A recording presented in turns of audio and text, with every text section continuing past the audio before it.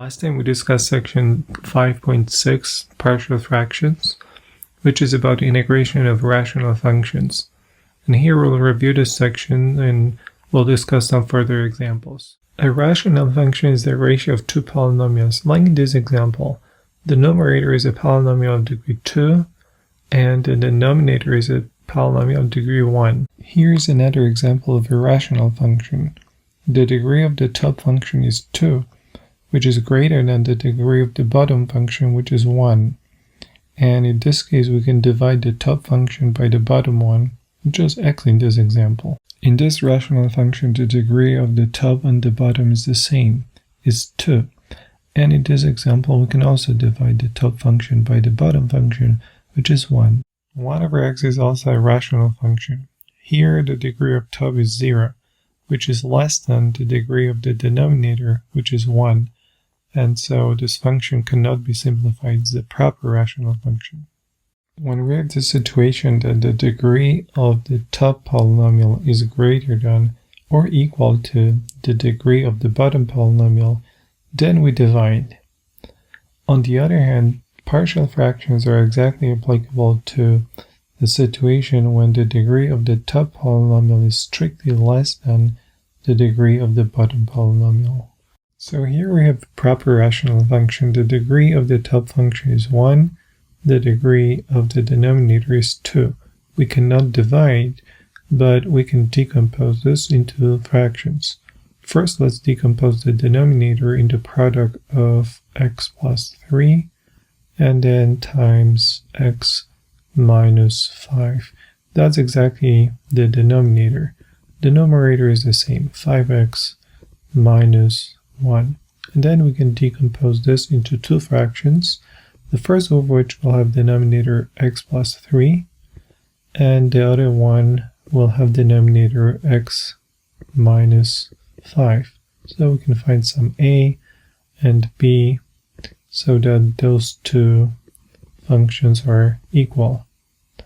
So we can multiply both sides by the common denominator, which is x plus 3 times x minus 5, and when we do so on the left hand side we get the function 5x minus 1, that's the numerator, and that's equal this function times that will give us a times x minus 5, and then we'll do the same with the other one. We'll get b times this function times that one, so b times x plus 3.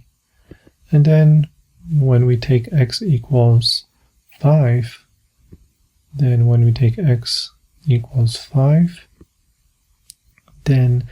on the left hand side we get 5 times 5 and then minus 1, so 24.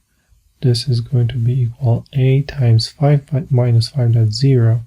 So the right hand side will be just b times and then 5 plus 3, which is 8. So we have this equation 24 equals 8 times b.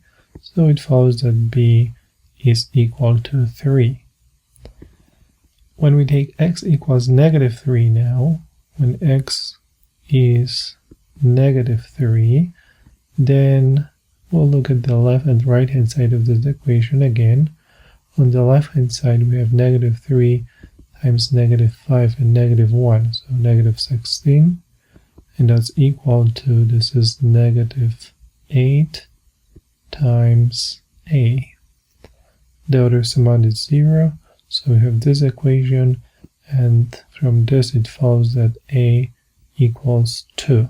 So now we know a and b.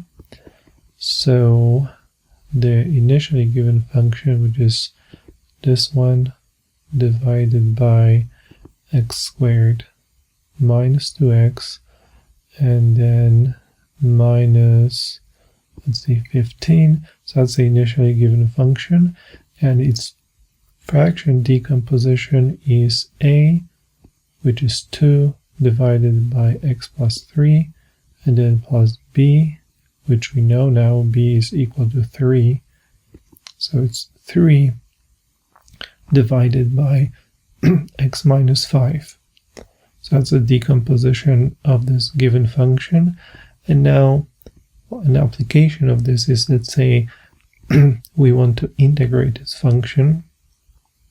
We want to integrate this function with respect to x. So now that's very easy once we have this fraction decomposition, because this integral is simply equal to 2 times the integral of 1 divided by x plus 3, and then the other integral, so this constant 3 times the function 1 divided by x minus 5.